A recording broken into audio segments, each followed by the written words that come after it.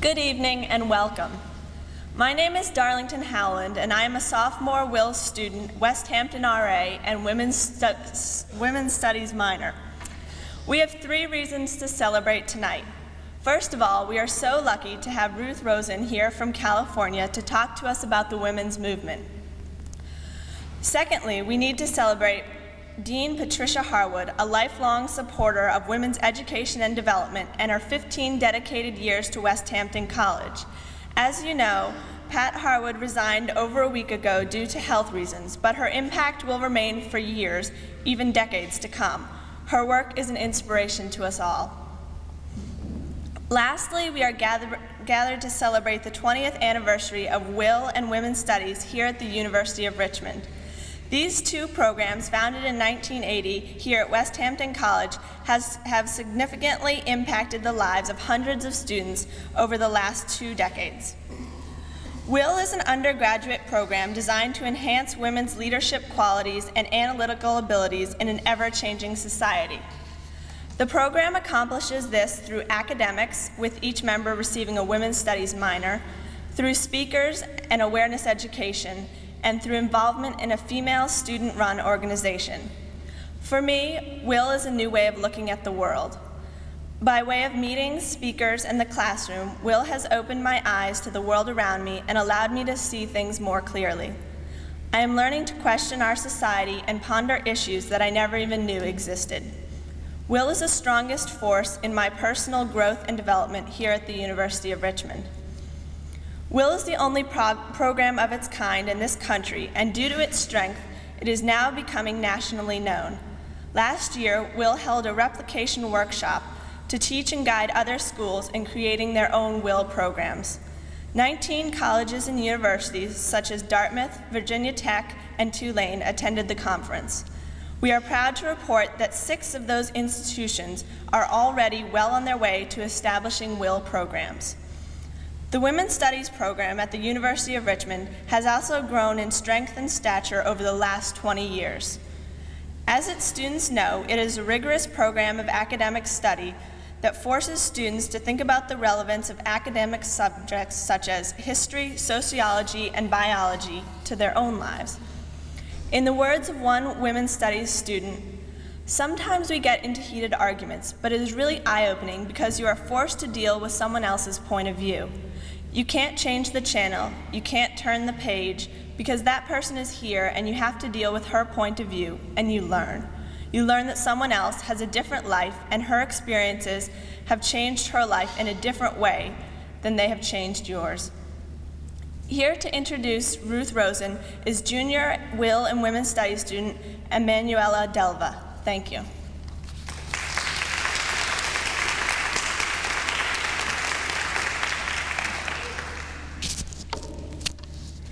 Good evening, everyone.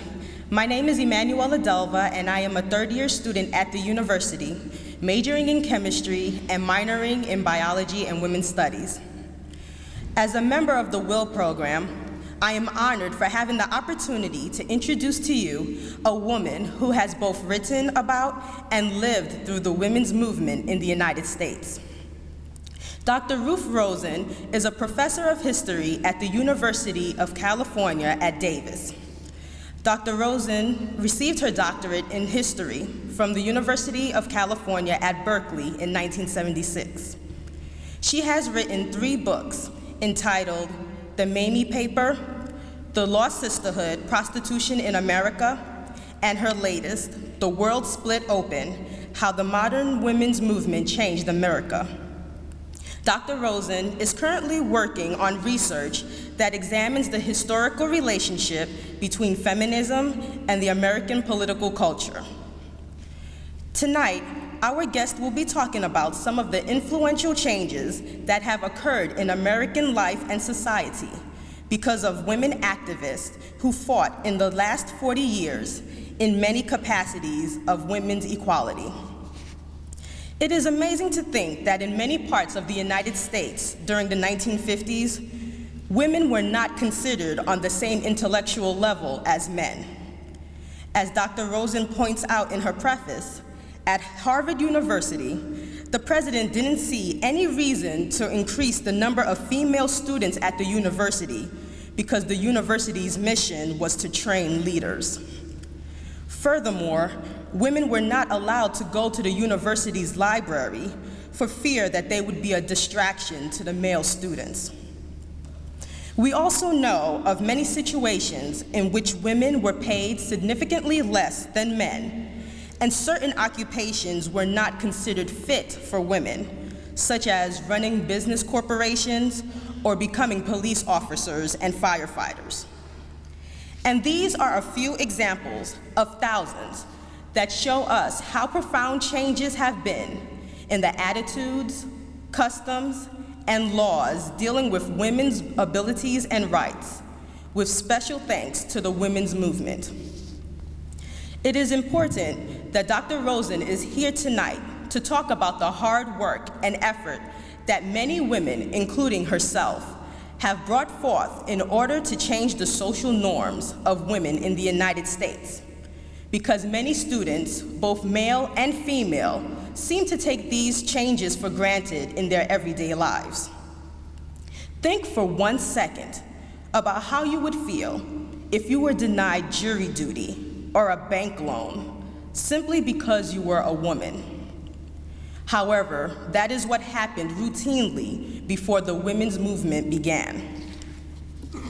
Over the summer, Dean Patricia Harwood, an esteemed activist for women's education in her own right, encouraged the first-year students to read Dr. Rosen's book, The World Split Open. Many first-year students responded to Dean Harwood with letters of appreciation for the efforts of women activists during the movement. As one student wrote, "The fact that I can get a good job or go to college regardless of my sex is thanks to those who cared enough to fight for their right as women." Another student wrote, "It was unnerving to read about the extent to which the women were subservient to men in history. And yet it was empowering to learn about how hard women fought for equality and acceptance in the home, workplace, and society." Once again, it gives me great pleasure to introduce to you tonight our honored guest speaker, Dr. Ruth Rosen.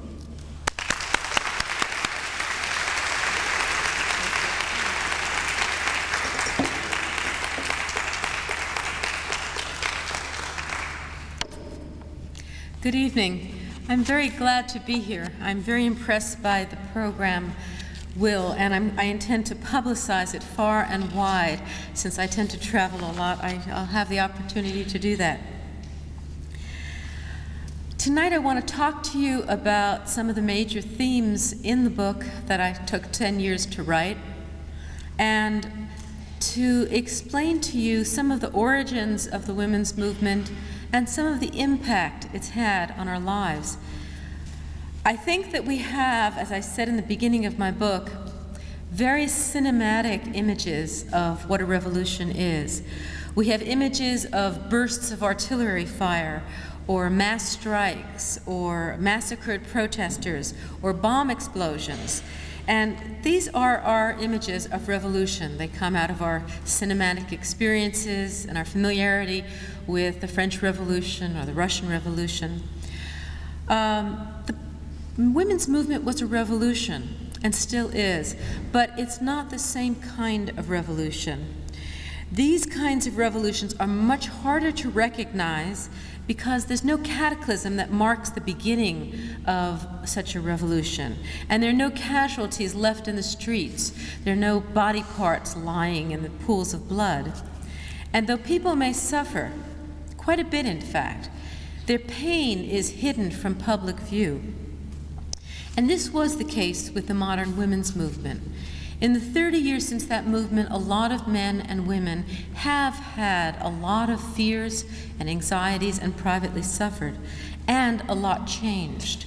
But this revolution has been discussed, debated, experienced, but not seen for the profound transformative experience it has been. At the same time, it's not over, and American politics and economics, culture, society is still discussing at a very, very constant pace all these issues all over again.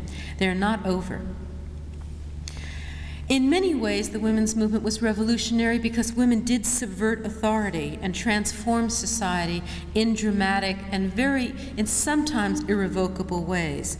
So much so that when I was writing this book, I thought of young women who would be coming of age in the middle of the 21st century, and it struck me that they would not even recognize the world that had existed in the 1950s before the women's movement began. Some of the things that happened in the 1950s have been discussed, but I want to mention some others. You may not remember that newspapers segregated ads by sex.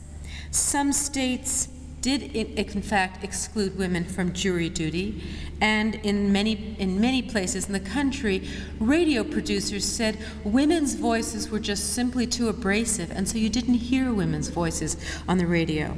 Television executives, for their part, said that women just didn't have the credibility to anchor the news. We take for granted that there are anchor women all over the place now, but there weren't at that time.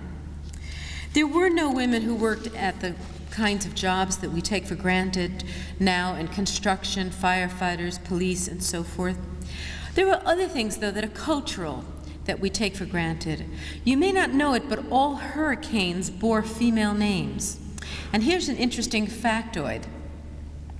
In 1953, the National Weather Service decided to name hurricanes for the first time, and they decided to name them after female names. Well, this was, of course, thanks to the widely held view that women bring chaos and destruction to society. But later, after the women's movement, a lot of activists said, just a moment, this gives us a bad reputation. Let us have an alternation between male and female names. And that's why we've had hurricanes that have male names since then, and also cyclones. Very few people at that time knew more than a handful of professors. When I was in graduate school, I was the only woman in all my graduate seminars. Most people addressed women as Miss or Mrs. and had to figure out what a woman's marital status was, and that was the most important thing because you didn't know how to address her otherwise. There were proclamations made by experts that now look unbelievably dumb, but then they came from the mouth of incredibly bright, very thoughtful people, and so people thought, well, probably they're true. One of the most profoundly important sociologists of the 1950s, who influenced me a great deal as an undergraduate, was David Reisman. And in 1967, the great sociologist David Reisman said, if anything remains more or less unchanged, it will be the role of women. This was bad timing, because that was exactly the year that women's liberation began to spread all over the United States and multiply by hundreds and hundreds and hundreds. As late as 1970, Dr. Edgar Bergman, on national television, made the astonishing announcement that women were just simply too tortured by hormonal disturbances in order to assume the presidency of the United States. Well, he lived to regret that statement, especially after some men without hormonal disturbances proved to be rather unstable themselves. There wasn't a lot of language for things in the 1950s and early 60s. Not only did people not know how to address a woman, but they didn't know how to describe women's experiences. Abortion, as you know, was illegal everywhere in the United States. A woman risked her life if she wanted an abortion, and she had to search the back alleys of the United States or other countries, hoping to find a competent and compassionate doctor. There was no way to talk about rape that wasn't shameful. Rape was an act of sexual lust. Very few women who were raped discussed it, reported it. People felt ashamed of having been raped. Most of the public assumed if a woman were raped, she had asked for it. There was no way to make sense of what we now today call marital rape, date rape, domestic violence, or sexual harassment. This language simply didn't exist. In fact, there were just two words that summed up most of what what described women's lives in the 1950s, and that was, that's life. And that's how my mother described life. That's life. That's just the way it is. And yet women's lives were changing at an incredibly rapid pace. In fact, before 1965, American women had already begun to enter the labor force in huge numbers, but again, they had no language to describe the discrimination they faced, the lack of promotions they experienced. They had no way of discussing sexual harassment. And the sexual revolution, too, partly in result to the release of the pill in 1961, was changing the sexual mores of the young, and eventually almost everyone.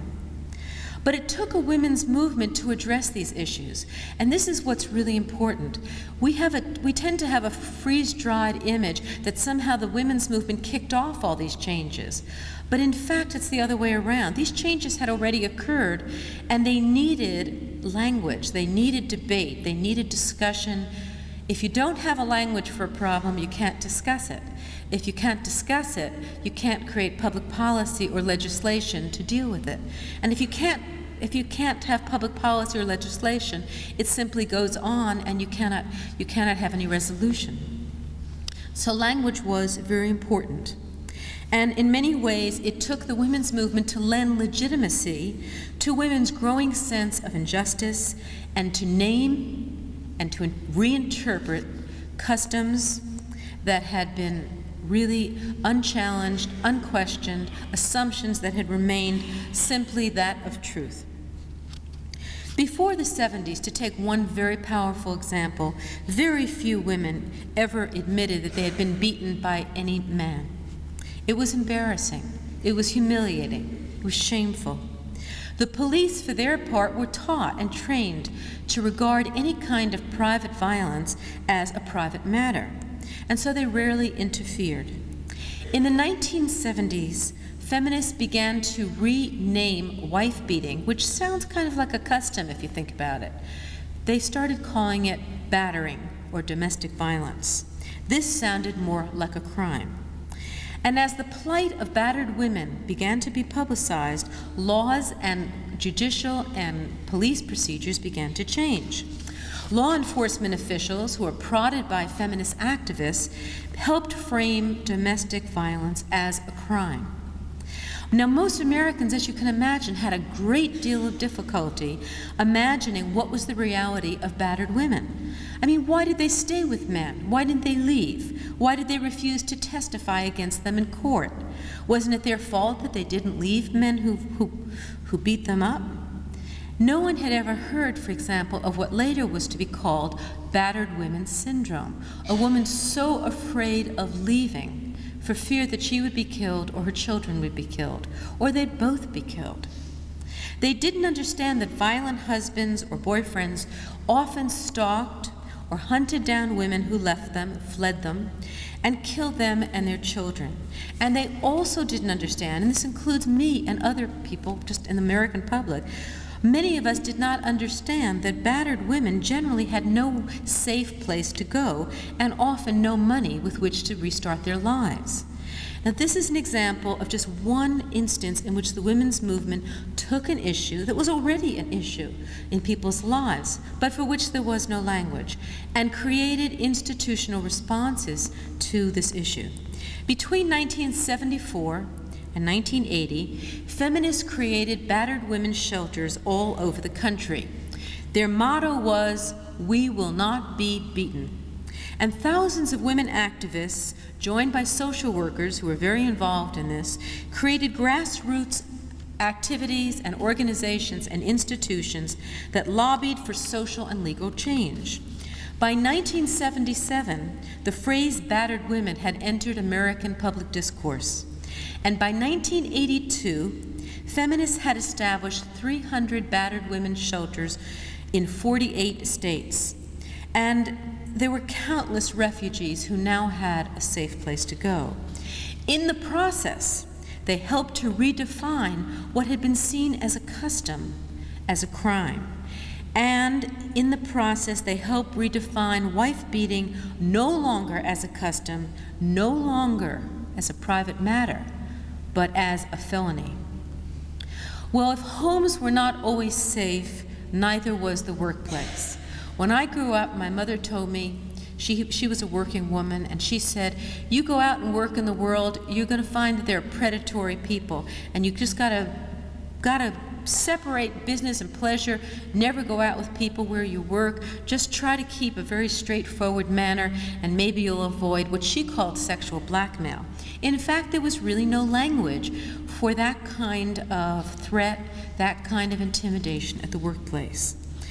The idea that a man's sexual predatory absolute power over a woman's livelihood could be viewed as an abridgment of her civil rights was simply unthinkable to most people, including myself. This is the way it was. When harassed, women just assumed, well, they probably were guilty, or they had just worn the wrong clothes, or they had somehow done something to deserve such behavior, such attention. And at first, no one had any way to describe this behavior, except perhaps, as my mother called it, sexual blackmail. In 1975, a group of women at Cornell University banded together to expose the sexual harassment of a particularly naughty professor. And they coined the term sexual harassment. This was a professor who was engaged in the most egregious kind of sexual harassment, forcing students to engage in sexual relations in exchange for passing grades, not just good grades. By 1979, law professor Catherine McKinnon had written a path-breaking book called Sexual Harassment of Working Women.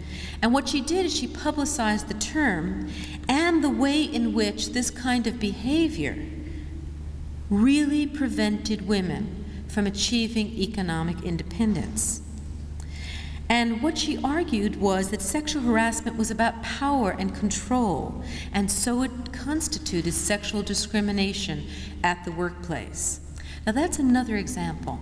A small group of people. If you look at the women's movement, almost invariably, every single organization, if you look probably at the history of Will, I don't know the history, so I'm just guessing. There were 3 or 4 people sitting around the proverbial kitchen table talking about how do you instill leadership and high self-esteem and link leadership skills and feminist perspectives together. This is how much almost everything began in the United States. Yesterday I was in Chicago talking to the Chicago Foundation for Women, which now has 2,000 people who come to their annual luncheon, and hundreds of thousands of women who give money, and then they have about $70 million to give for local small projects throughout the city of Chicago. And sure enough, 4 women were sitting around the proverbial kitchen table. I call this kitchen table activism, and they got the idea. What would happen if we formed a foundation and asked women to give $10, $100, whatever they could afford? We'd go to foundations, we'd raise money, and then we'd go into the community and we'd see what women's groups need money. Battered women's shelters, places for disabled women, places for women who needed computer literacy, health centers, all kinds of rape crisis centers. This was typical. Here's another example. This was the health movement, which was arguably one of the most important achievements of the second wave of the women's movement, which started in the 60s. The first wave is typically considered to be the suffrage movement in the 19th century. In the early 1970s, a woman named Pat Cody, who is a friend of mine, decided that something was wrong. She was about 20 or 30 years older than I was then. And she had had 5 children, and she'd taken a drug called DES. And she began to wonder, she was a trained economist and very bright, she wondered maybe this drug had caused some kinds of problems for the sons and daughters of mothers who took this drug to prevent miscarriages. Well, she is one of the typical unsung heroines of the American women's movement. You probably don't know her name. What did she do? She convened a group of women around her kitchen table in Berkeley, and she tried to figure out what to do. She engaged a lot of scientists, talked to a lot of medical researchers, and after very careful organizing and very careful research, what she did is she created a grassroots organization called the DES Information Group. And they began to lobby the government to see whether sons and daughters had a susceptibility to particular kinds of cancers because of what the drug that their mother had taken. By 1975, Pat Cody's group had published a pamphlet which said, "Women under 30, read this." This was to make women under 30 aware that they might be the daughters of mothers who had taken this drug. By 1975, she created DES Action, an international organization that now publicizes the need for medical monitoring of all children born to DES mothers. And in these small ways, many American women, young and old, looked at an issue that affected their own personal life, took it and said, "No, wait a minute, this isn't right. Something's wrong about this. I need to think about how this injustice happened." Did research, found out what was wrong, named it, created some kind of institutional or grassroots organization, began to lobby for change, began to initiate a debate on public policy, and in that way, 1,000 changes took place. One other example. Older women were not initially thought of as part of the really older women, were not thought of as part of the women's movement because we were all so arrogant and decided that no one over 30 was worthwhile speaking to. In 1973, at age 57, a woman in Oakland, California, named Tish Summers, a longtime civil rights activist, and for 23 years a mother and a wife, ended her marriage. She began to realize that a woman who was 57 years old, who didn't have marketable skills, was really in a serious danger. She didn't know how to support herself. And so she began to think about what could she do for this group of women, of older women who were divorced after 20 or 30 years of being a homemaker and a mother. Well, rather than calling them a divorced mother, which doesn't sound all that great, she came up with the language of displaced homemaker. And what she did is she created a now task force called Older Women's Liberation. I must tell you that at that time, age 30 was when you became a member of Older Women's Liberation. Without the existence of a women's movement, I don't think Summers would have dared to act in the way she did or to link the women's movement with the problems of aging women, but she did. She coined the term displaced homemakers to dignify the lives of women who had spent their lives working for their families and taking care of their homes, who had marketable skills but didn't even know they had them. And what did she do? She went to the legislature in California and she said, "I want a model project at Mills College, Women's College in Oakland, California, for displaced homemakers. I want job training for women. Women who need job training in the middle of their lives." Well, the governor said, "No way." She said, "If you don't do this, I will have more gray-haired ladies sitting in the rotunda of the California legislature than you've ever seen, and you will never get elected." Well, that was a good threat, and it worked. And guess what? California funded a model project at Mills College where the first displaced homemakers began to renew their education, identify the marketable skills which they in fact did have, and to learn new skills that they needed to enter the labor force. Within a few years, colleges and universities all over the country were creating their own centers for displaced homemakers, and they were welcoming these women, partly because they were a great source of revenue for the colleges and universities, and partly because they understood that these women really were eager for an education in ways sometimes that was much more self-evident than a young person right out of high school. In some ways, you could say that this organization, which then became called the Older Women's League, was a quintessential American movement. One woman looked at her life in middle age and said, "This is really awful. How am I going to, I've been living in one world, but I'm now divorced and entering another." And she created a language, she created a policy debate, she got the federal government to support such centers, and that made a big change for women, particularly those women who were caught by the women's movement in the middle of their lives, since they were the ones who had the least opportunities, the least future in which they could remake their lives and reinvent their lives. It was much easier to be young in some ways. Well, many of these things that were discussed and named and coined during the 1970s began to spill over into American culture in the 90s, ironically enough. Although they were named, they were discussed in the 70s, it took almost another decade before the general public began to hear about a lot of the issues that had been raised during the 1970s. And they burst upon us in an odd way through trials and scandals and in the form of national media circuses.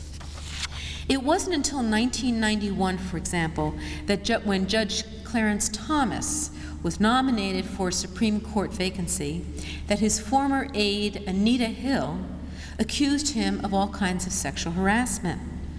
That raised a big question in the American public's mind. First of all, was she telling the truth? And even if she were, how do you distinguish friendly, flirtatious, kind of nice behavior from egregious, intimidating, threatening behavior? What constitutes decent behavior? What constitutes sexual harassment? It's not such an easy thing to define. Interestingly enough, when the Senate confirmed Thomas, most Americans did not believe Anita Hill. And yet 1 year later, a poll showed that the majority of Americans now believed her. So what had happened in 1 year? An awful lot of women who had experienced sexual harassment in the past suddenly realized that that's what had happened. They had literally forgotten about it, or had repressed it, or just simply hadn't thought about it. And all of a sudden, they were saying to themselves and speaking out loud about it, you know, that happened to me about 12 years ago, but you know, I didn't care about staying at that job, so I never thought about it again. Interestingly enough, these speak-outs, this consciousness raising, had a really important impact, and it changed the attitudes of a lot of men and women about the reality of sexual harassment. Then there were some other well-publicized soap operas, which some of you will remember, again, which publicized many issues that had first been brought up in the 1970s. The Clarence Thomas hearings were followed in 1991 by the Navy's infamous tailhook sex scandal. And then there was the William Kennedy Smith and Mike Tyson date rape trials in 1992.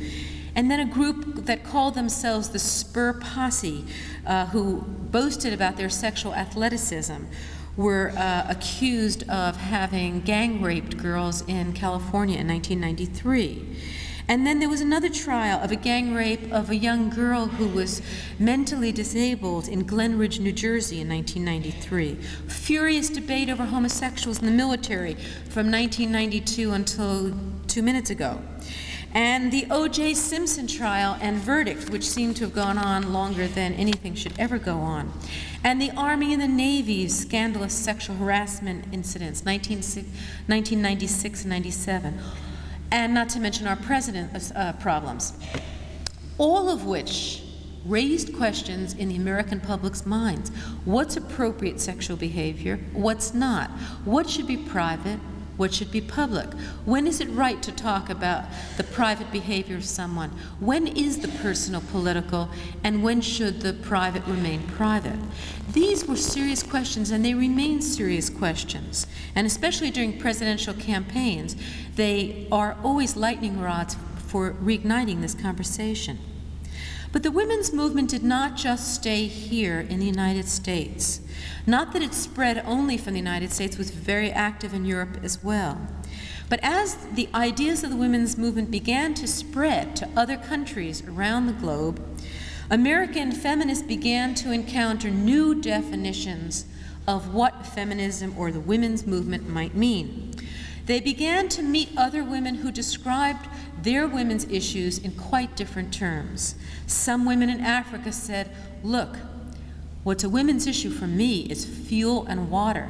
If I have access to fuel and water, then my life as a woman will be so much better. There were other women who said, if we can topple this ruthless dictator, my family will survive. That's my women's issue. Other women said, end this genocidal war. That is how you will help me as a woman. Many of these issues grew out of a very, very extraordinary set of meetings that some of you may or may not know about. In 1975, a lot of Western women, mostly from Europe and the United States, prodded the United Nations to hold an International Women's Year Conference, which was held in Mexico. Well, the delegates, the first thing they did is they decided to extend that year to a decade. Should be an object lesson for anyone who decides to create a conference for women. Women will always take it over and change the definition of the conference within about 2 hours. And at each subsequent UN conference, there were parallel meetings. There were the official delegates who said what their governments told them to say, and then there were the NGO, the non-governmental organizations, who really said it like it was. Well, these parallel meetings started exploding. The number of participants really mushroomed. In Copenhagen in 1980, there were 6,000 women who came to the NGO meetings. In 1985, in Nairobi, there were 14,000 women. And despite all efforts of the Beijing government to try to keep women from entering the country and descending upon Beijing with these subversive ideas, moving it to this resort town in Wairau, 40,000 women arrived in Beijing. Now, this didn't mean that women all around the world agreed with one another. In fact, they definitely did not. Fist fights broke out between women whose countries were at war. Women from the South and the North fought. Women from first and third world countries argued. But over time, Western feminists began to listen instead of lecture. Or as a young woman said yesterday in Chicago, what older women need to do is to stop preaching and start reaching, which I thought was a nice poetic phrase. And what they discovered was that one commonality was very clear, that most women experienced violence around the world, not all women, but huge numbers, and that the vast majority of the poor around the world were women. Here were two commonalities, two similarities that overlapped. And they began to ask questions that were very similar to the kinds of questions that feminists in the United States had asked, which is, how would we look at this if we put on different lenses and we looked at the world as if girls and women mattered? This was the essence of global feminism, addressing the world's problems as if women and girls mattered. Let me give you an example. Human rights organizations had traditionally focused on the kind of violence that prisoners experienced when they were tortured or imprisoned or killed because of their political thoughts, their political ideology. That kind of violence against political prisoners was what was protected by human rights organizations. But what happened when women experienced violence, not at the hands of the state, but by their relatives or their communities, and it was not called a crime, it was called a custom? Well, human rights organizations didn't want to get involved in this because that meant pointing fingers and saying, your custom's a crime and your custom's a crime. And who's to say whose custom is a crime? That's a fairly arrogant thing to do. Well, it turns out that an agreement was reached by a lot of activists around the country. This is an amazing event which very few people have heard about. In 1993, a group of women from all over the world descended upon the UN High Commission on Human Rights, who were holding a meeting in Vienna. And at that Vienna tribunal, one woman after another testified about the ways in which honor killings, dowry deaths, genital mutilation, wife beating, all kinds of violence truly had harmed their lives and harmed those of their children. The net effect of this was that the UN actually accepted a resolution that said, any violence toward girls and women shall now be considered a violation of their human rights. This meant that for the first time in world history, women's rights had been redefined as human rights. And this meant that there were going to be just at least a few human rights that everyone would agree on, and these would be the absence of violence. 2 years later, at a very important conference on development and population, once again, women activists from all over the world descended upon Cairo, and they established what was the long-term scheme of development. The well-established view about development is you bring in hydroelectric power, you industrialize very quickly, and that theoretically lifts everybody up from poverty. The women said, just a second, I have another idea. What about giving women education, giving them access to education, and allowing them to control their own bodies? You'll see how fast this country will develop, and you'll see how quickly the population will decline. And as one reporter wrote, this very deceptively simple idea of educating women, allowing them to control their lives, has now entered into the global debate. No resolution was passed, but it has now entered into a global debate on how in fact development shall proceed. The platform for action that emerged from the Beijing conference in 1995 did something extremely radical. It asked the world to see social and economic development through the eyes of women. And although the platform recognized that women from all over the world had incredibly different priorities and different obstacles and different problems, nevertheless it emphasized universal poverty of women and the violence that crippled the lives of girls and women. To many participants, it seemed as though a miracle had occurred at Beijing. And yet, that 1995 conference in some ways had the effect of simply doing what the American women's movement did. It didn't win anything. It permeated world culture. It spread ideas. It seeded ideas all over the world, where now those ideas are being debated and where cultural wars are breaking out as they have in the United States. So in some ways, what I'm really saying is that the great achievement of the women's movement was to change the terms of debate. And in the end, that's the most a social movement can do. You don't win something, you change the terms of debate so that possibly over time, customs change, traditions change, legislation gets passed, public policy changes, judicial procedures, law procedures change. There is no end to this story. When I tried to think about how to end my book, I realized I had to write that sentence. There is no end to this story. 100 years ago, when suffragists were fighting for citizenship, one woman named Matilda Gage turned her gaze toward the future, and she said the work of her generation of activists was not for them alone. She said it was for the generation of daughters who would be alive in 1976. This is a mind-boggling thought, that she could think in 1876 of the young women who would exist in 1976, which was a very, in fact, active year of the women's movement. And then in 1976, Robin Morgan, who's a very prolific writer and extremely well-known activist, also wrote. She said she worried that the future daughters of the next century might not feel that we had done enough, that we had squandered too many opportunities. The truth is, every generation leaves an unfinished agenda for the next generation. The first wave of suffragists gave us something we all take for granted, so much so that many of us don't vote. What they did is they created the right to citizenship, the right to be responsible for our crimes, the right to be on juries, the right to be part of the judicial system. They created international organizations that attempted universal disarmament, but they did in fact leave many customs and many traditions unchallenged. They couldn't do everything.